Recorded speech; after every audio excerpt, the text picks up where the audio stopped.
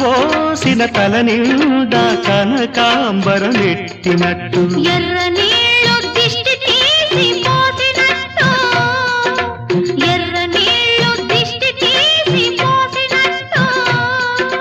కర్పూరం హారతి ఇచ్చినట్టు ఆకాశం ఎందుకో పచ్చబడ్డది